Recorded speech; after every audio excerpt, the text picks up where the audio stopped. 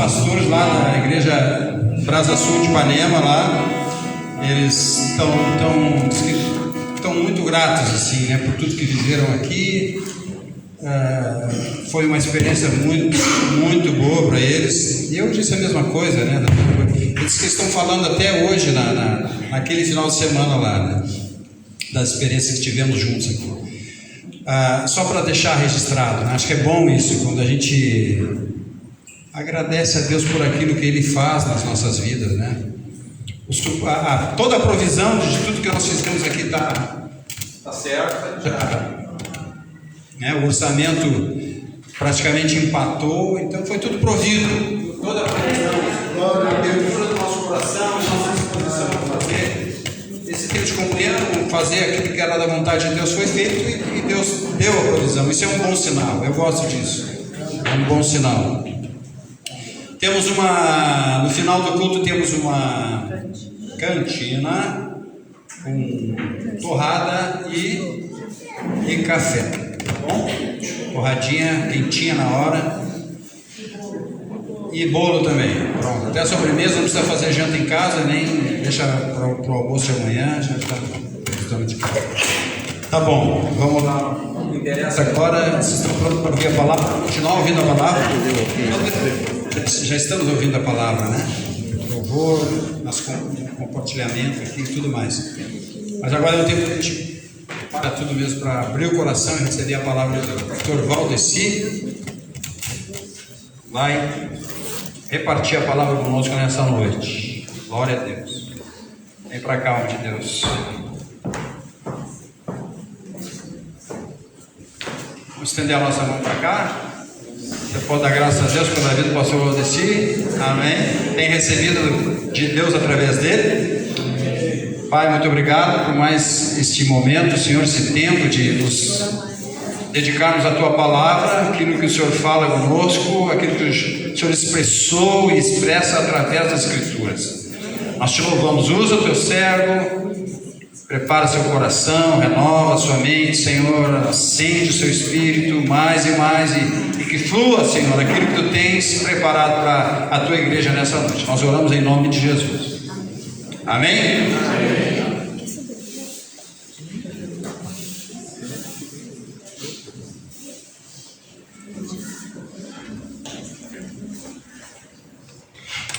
Boa noite, meus queridos. Paz, graça do Senhor Jesus sobre a vida de vocês.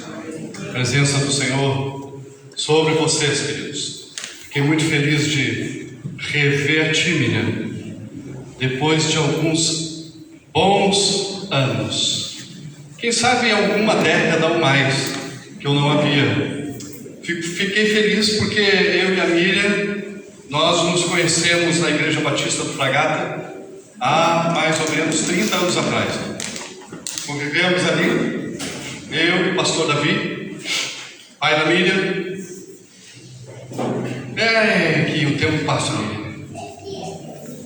Tu não, mas eu fiquei um pouquinho mais velho. Fiquei com o cabelo branco, já estou usando óculos, mas fazer o quê? Vida passa. Mas eu fico feliz em te ver. Graças a Deus por onde papai tem te enviado, viu? Que Ele continue te enviando. Até os confins da terra, como tu disseste. Eu quero continuar adorando a Deus nessa noite com vocês, queridos.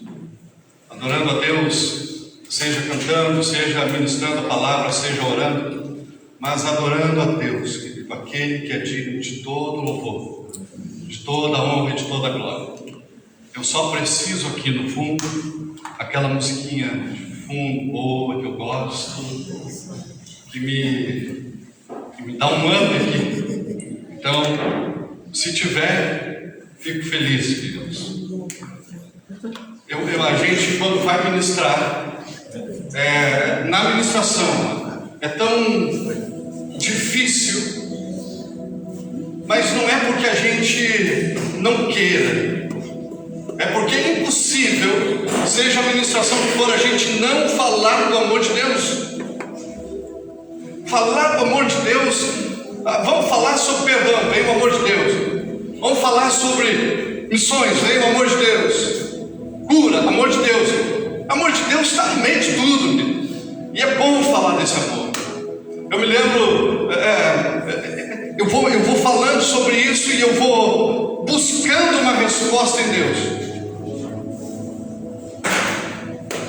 Que tamanho, que profundidade tem esse amor? Que profundidade tem esse amor?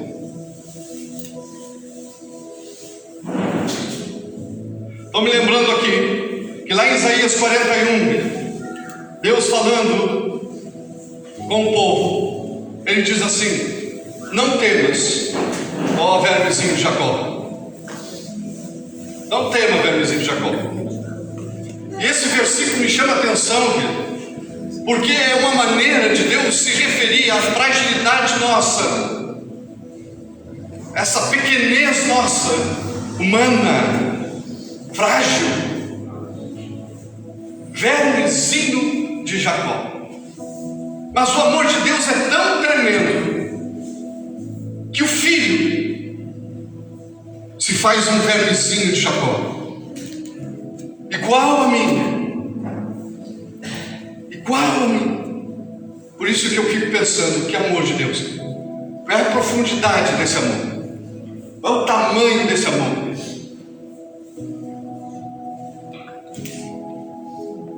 Tem uma música que diz assim, aqueles mais antigos um pouquinho, como eu, vão lembrar da letra. Ela diz assim: deixou o esplendor de sua glória ao vir a este mundo aqui. Estava só e ferido no Gólgota para dar sua vida por mim. Se isso não for amor, se isso não for amor, o oceano secou, não há estrelas no céu. Se isso não for amor, se isso não for amor, se isso não for amor, o céu não é real, tudo perde o valor. Se isso não for amor, se isso não é amor, querido, que Cristo fez, eu não sei o que é. Então a gente ministra sobre amor, a gente fala sobre o amor de Deus, a gente fala de amor, e nessa noite eu quero ministrar ainda que brevemente, querido, sobre amor e temor. Amor e temor, andando lado a lado. Quanto mais eu temo, mais cheio do amor de Cristo eu sou. Quanto mais cheio de amor, mais eu temo, porque eu sei quem está me enchendo, eu sei quem está transbordando a minha vida. Então eu temo e amo, e eu amo e eu temo esse Deus que é maravilhoso, querido. Santo, santo é Ele, desde sempre. E a gente vai falando sobre amor e temor, querido. E não é aquele temor, eu fiquei me lembrando sobre isso, querido. Não é aquele temor que eu tinha pelo meu pai. E eu me lembrando dessa palavra, falar sobre temor, eu me lembrando da minha vida com meu pai.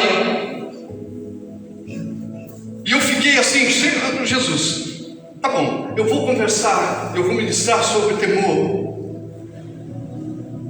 Mas é impossível não lembrar a origem dessa palavra em mim. E aí vem aquele companheiro doce Espírito Santo e diz: ela pode ter uma origem, tu pode lembrar dela, mas não é a mesma coisa comigo. Pai dizia assim, querido, nós vamos visitar o tio, não quero que vocês falem nada, vocês vão ficar quietos. Se vocês falarem alguma coisa, e eu e meu irmão, a gente sentava e a gente ficava ouvindo até que o papai dizia assim: tá, agora vocês podem brincar. E a gente ia.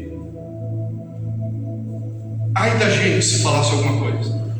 Ai da gente se metesse o bedelho no meio da conversa. Os mais velhos. Parece que hoje a coisa está um pouquinho diferente, né? Mas ai da gente que falasse alguma coisa. Temor, querido, que vinha misturado com medo, com pavor daquilo que ele ia fazer, e ele fazia mesmo. Mas aí eu começo a conhecer uma outra palavra aqui. É a mesma coisa, temor, querido, mas tem um peso tão maravilhoso, querido, tão diferente. É o temor do Altíssimo. Davi dizia assim, vai lá, querido, você tem a tua Bíblia aí, pode abrir, pode acompanhar, não tem problema não. Davi dizia assim no Salmo 111, 10: o temor do Senhor é o princípio do saber. Todos que cumprem seus preceitos demonstram inteligência, bom senso. Temor do Senhor, o princípio da sabedoria. Se eu cumpro, eu sou inteligente. Se eu cumpro, eu tenho bom senso. Eu sou um homem inteligente, porque eu cumpro a palavra do Senhor. Ele está dizendo isso ele mesmo. E ele será louvado por toda a eternidade. Em Deuteronômio 5,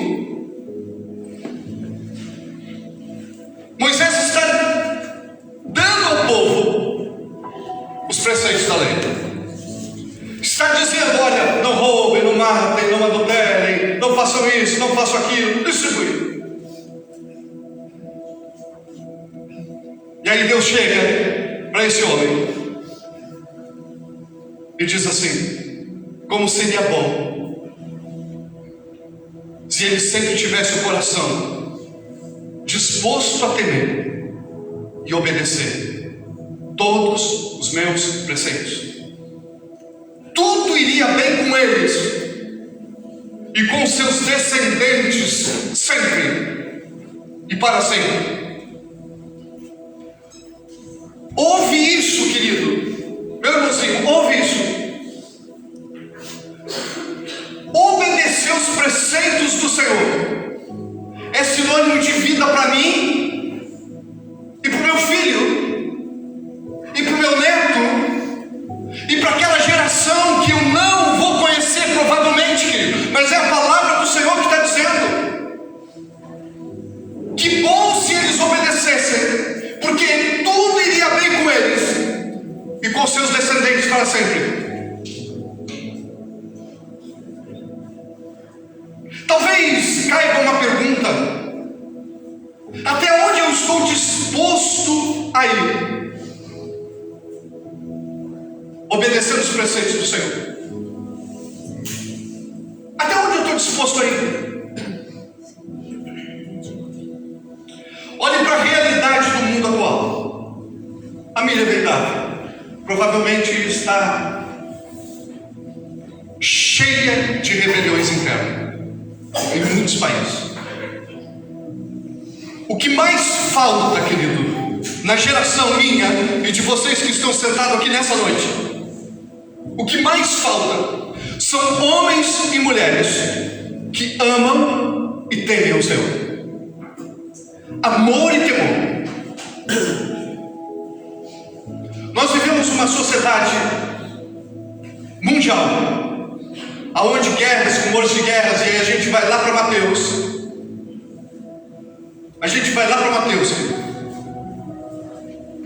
E aí os discípulos perguntam: mestre, quando sucederá essas coisas? Jesus está saindo do templo. E Jesus começa a enumerar: vai acontecer isso, vai vir isso. Uma nação contra nação, pai contra o filho, filho contra o pai. Vai acontecer tudo isso. E por se multiplicar a iniquidade, o amor de muitos esfriará. Mas olha o texto, olha a palavra de Jesus. O amor de muitos, não o amor de todos. Não. Há discípulos, há homens, há filhos de Deus, querido, crescendo em imagem e semelhança do Cordeiro. Há homens crescendo em imagem e semelhança do Senhor Jesus, querido, e quanto mais eu cresço a sua imagem e semelhança, mais cheio da personalidade dele, mais cheio dele eu sou. Mais o reflexo dele tem na minha vida, tomando parte daquilo que é reflexo secular, mundano, caído. Não. O amor de muitos, mas não de todos. Então, quando eu olho para a sociedade, eu fico imaginando que o que mais carece são esses homens e essas mulheres, querido, vivendo justamente a essa estatura, cumprindo aquilo, indo para o alvo daquilo que Deus dispôs para eles.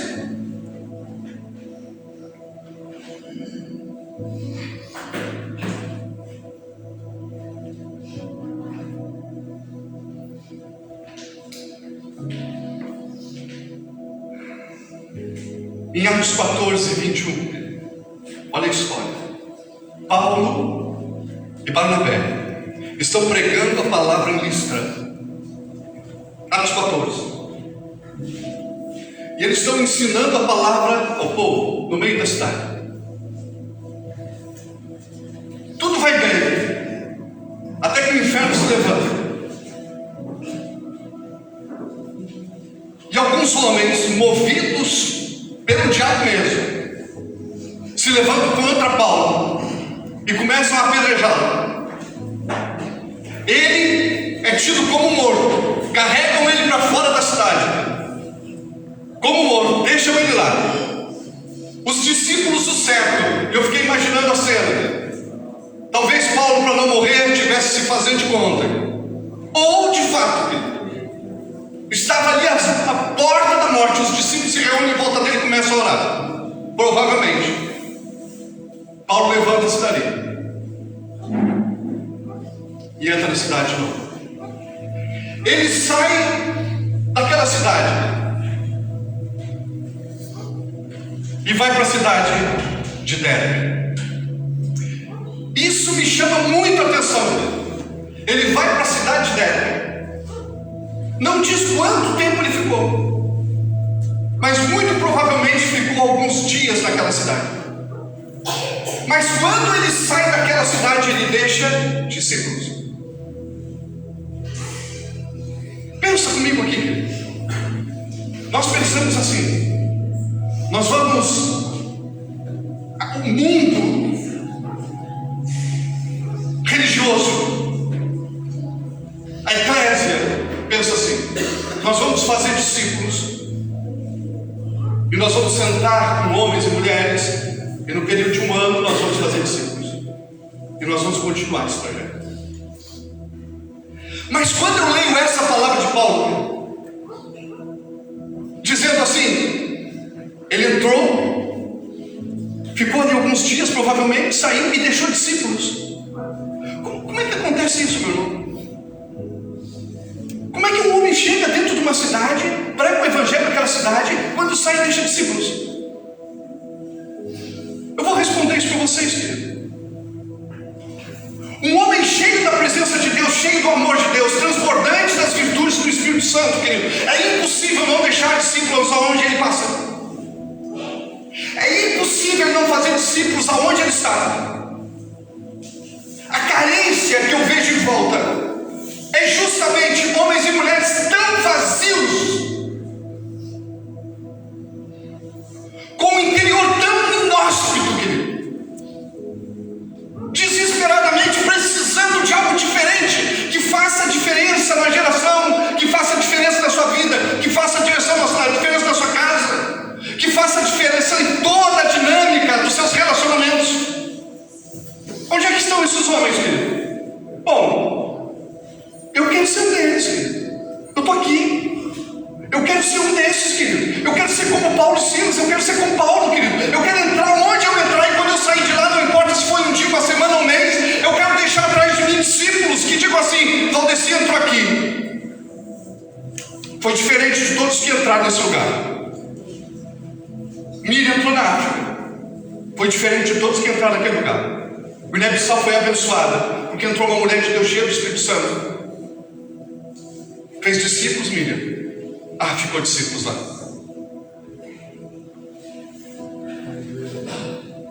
Então o que acontece, amado?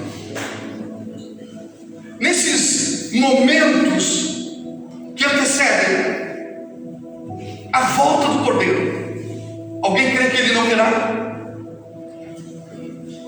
Ou melhor, quem é que crê que ele voltará? Esses momentos que antecedem a volta do Cordeiro, querido, se faz necessário esses homens íntegros, esses homens cheios da presença deles, esses homens que por onde passam ficam uma marca. Então se há um entre aspas, querido, se há um desespero no meu coração, é para refletir a imagem do Messias aonde quer que eu ande, seja aqui, seja no interior de Rio do Sul, seja na periferia, seja onde for. Eu preciso que Jesus apareça, eu preciso que Jesus venha, eu preciso que as pessoas vejam mais dele em mim, querido. Quanto mais dele em mim aparecer, melhor, com certeza.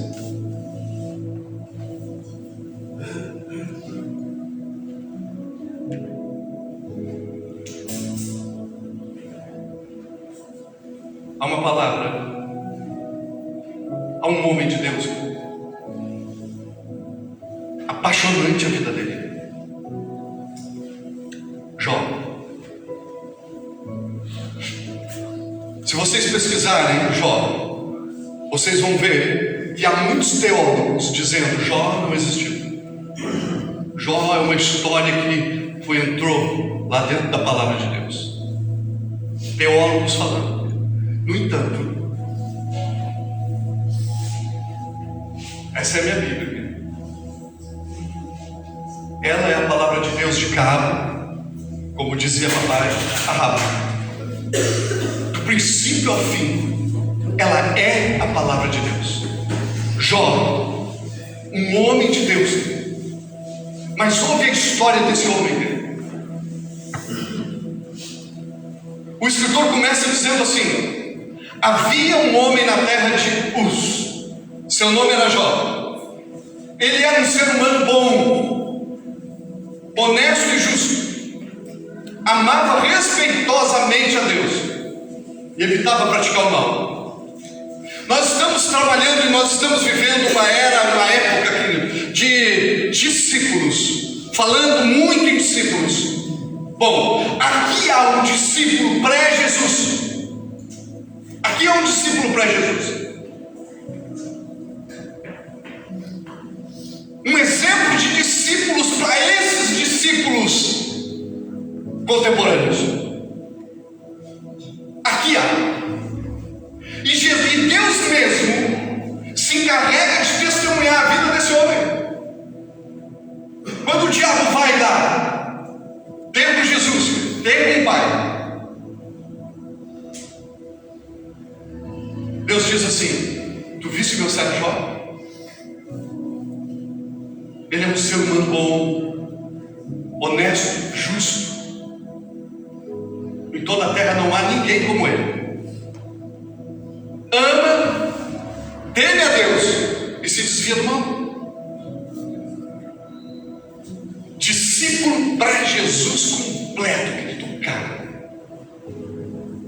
Para aqueles que olham para Jesus e dizem: Jesus está longe, Jesus, o Filho de Deus, eu nunca vou conseguir ser como Jesus. Jesus é perfeito, não dá. Querido.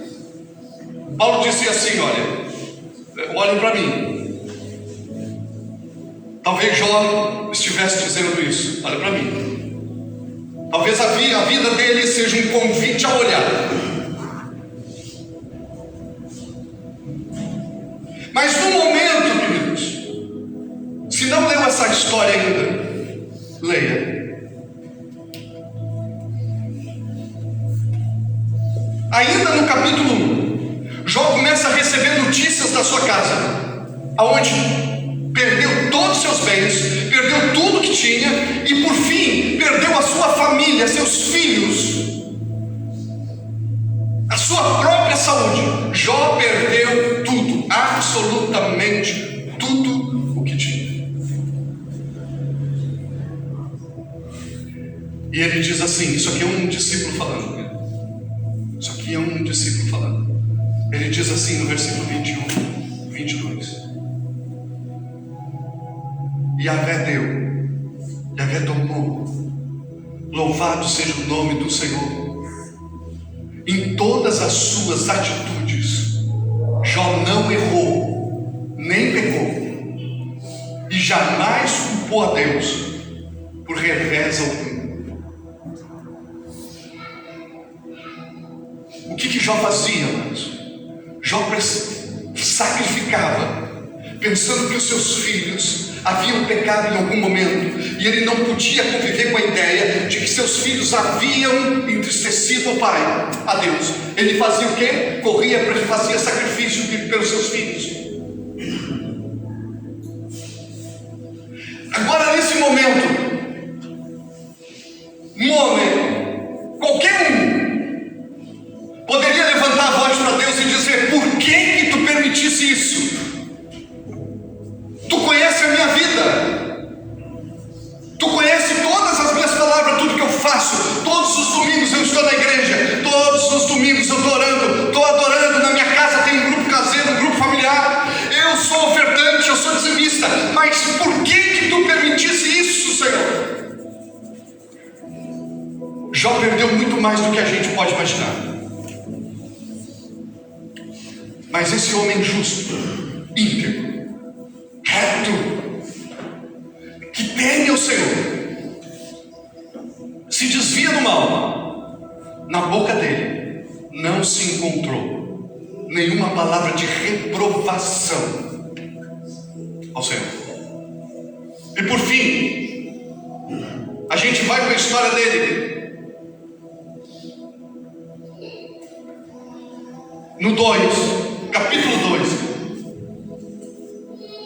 vem a esposa dele e diz: o que adianta tu adorar esse Deus? O que adianta tu fazer isso? Está na hora de tu parar, Jó. Amaldiçoa esse Deus e morre. Tu já viu que não vai chegar a lugar nenhum. A resposta dele para ela foi: mulher, tu falas como uma louca.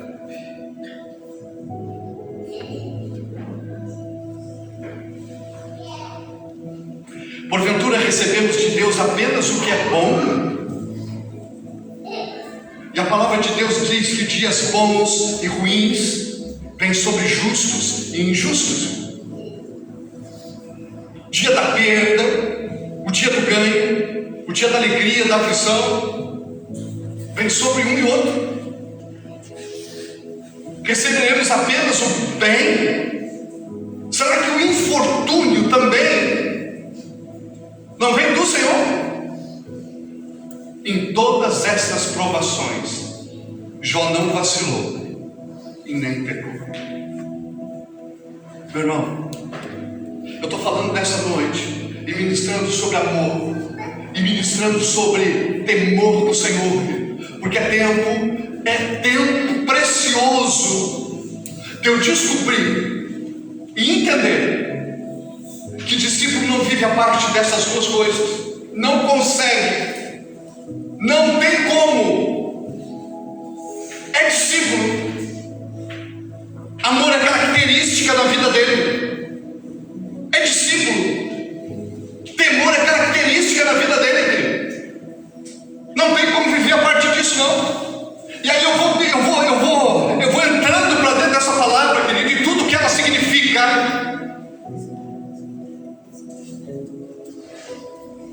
Eu vou orando e dizendo: Senhor, temor, eu quero que temor seja uma coluna na minha vida. Eu quero que temor seja uma coluna na minha vida, Senhor, tanto quanto amor. Sabe aquelas coisas de Gálatas 5? aqueles frutos maravilhosos de Gálatas 5 que a gente tem tanto falado. Traz aquilo ali tem que ser presente na vida do discípulo. Eu estou sentado aqui, querido, e eu venho todos os domingos nesse lugar, e eu me sento e eu ouço a palavra de Deus todos os domingos nesse lugar. Mas quando eu saio daqui, naqueles 5 dias, 6 dias da semana, eu preciso que as características do Senhor Jesus estejam aqui, fluindo em mim, através de mim. Porque senão eu sempre vou me fazer a pergunta: que tipo de discípulo, que tipo de filho, que tipo de cristão, que tipo de crente eu sou?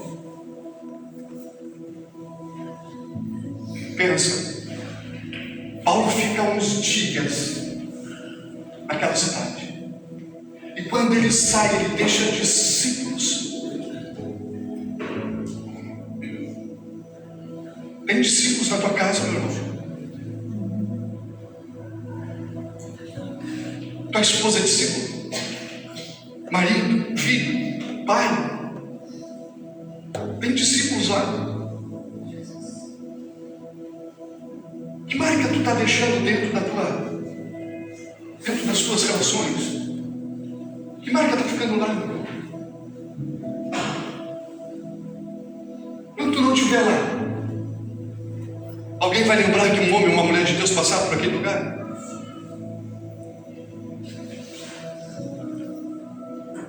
Brian, fecha os teus olhos um pouquinho, ouve essa música. Faz sua favor, filho. Coloca essa música aí. Escuta bem, cara.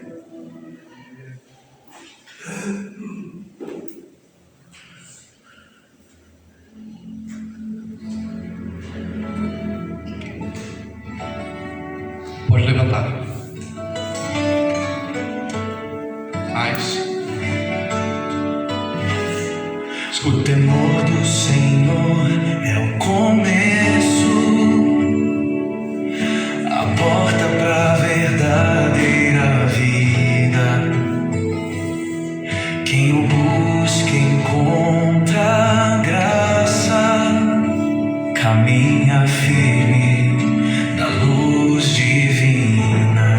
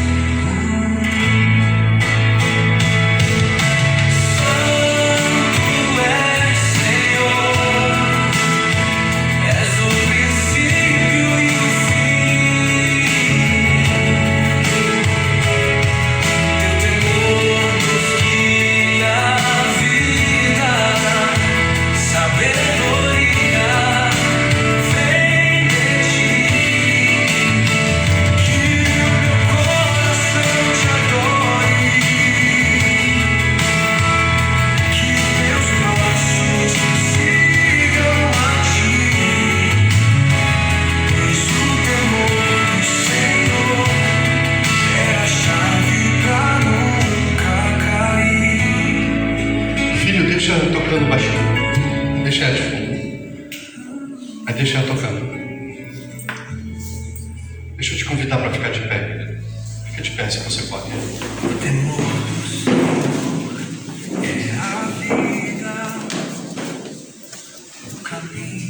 Olha só.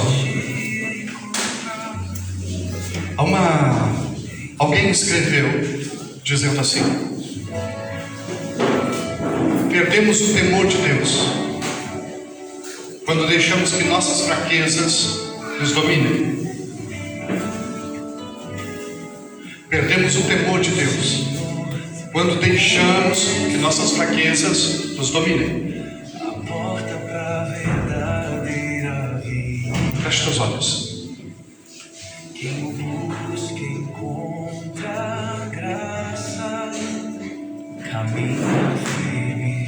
Se fosse procurado temor no teu coração, meu querido, encontraria.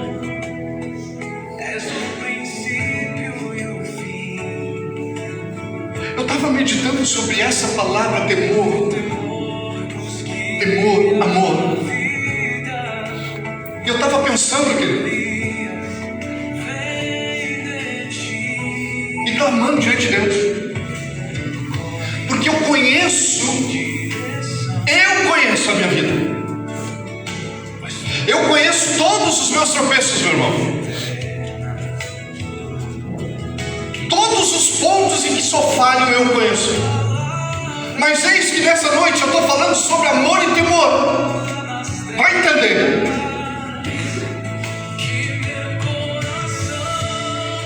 E aí eu fico me lembrando que uma mente cauterizada pelo pecado se torna tão insensível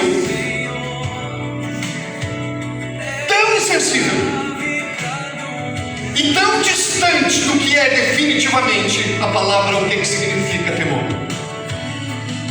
Onde não há temor, não há proximidade com o Pai. Onde não há temor, não há sentar à mesa com Ele. Onde não há temor, não há sensibilidade para ouvir que Ele me ama. Não há sensibilidade para ouvir que eu sou como a menina dos seus olhos.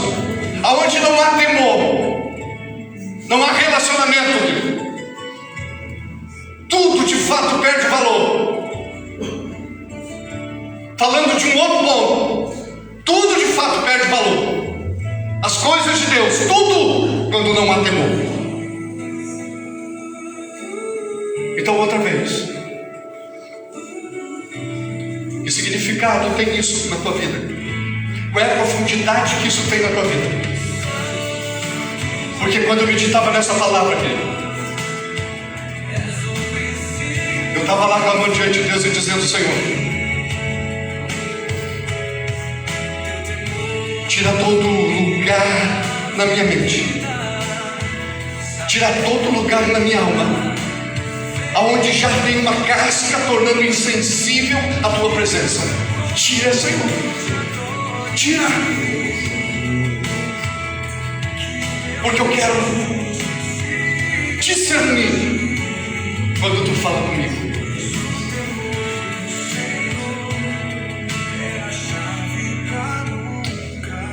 Eu falo contigo que está em casa nessa noite. Talvez tu estejas dizendo assim,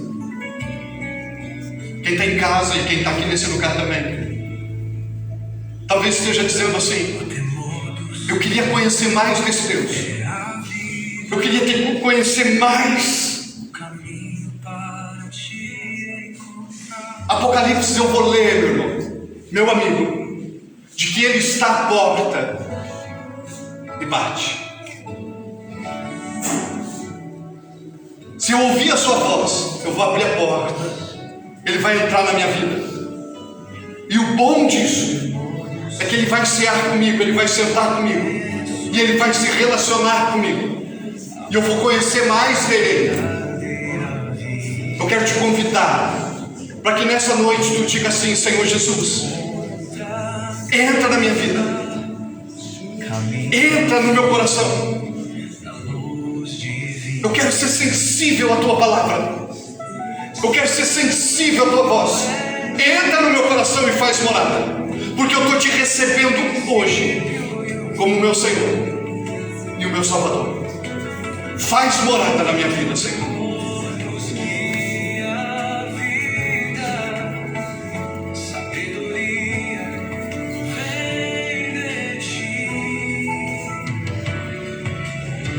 Pai, em nome do Senhor Jesus,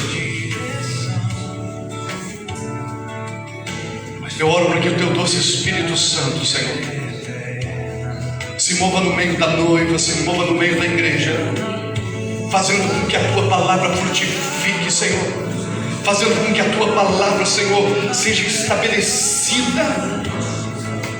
Haja fruto, Senhor, haja salvação, Senhor, haja sensibilidade, Senhor, haja cura no corpo, na alma e no espírito, Senhor. Tira toda a casca, Senhor, presente na alma, presente na mente, que faz com que a gente não consiga discernir a tua voz, Senhor.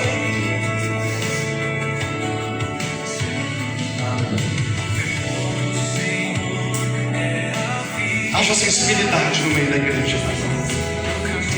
Em nome do Senhor Jesus, haja sensibilidade no meio da igreja. Meu irmão, recebe essa palavra em nome do Senhor Jesus. Guarda ela no teu coração. Quer ser sábio? Se tu quer ser sábio, tu é inteligente. Já parte daí. Se tu quer ser sábio, tu é inteligente. Homens e mulheres inteligentes ouvem e praticam a palavra do Senhor. Homens e mulheres inteligentes têm bom senso. E aí eles dão o primeiro passo na sabedoria que habita o Altíssimo. Papai, abençoe a tua semana. Alguma coisa, pastor? Papai, abençoe a tua semana, meu irmão. Papai, derrame graça sobre ti.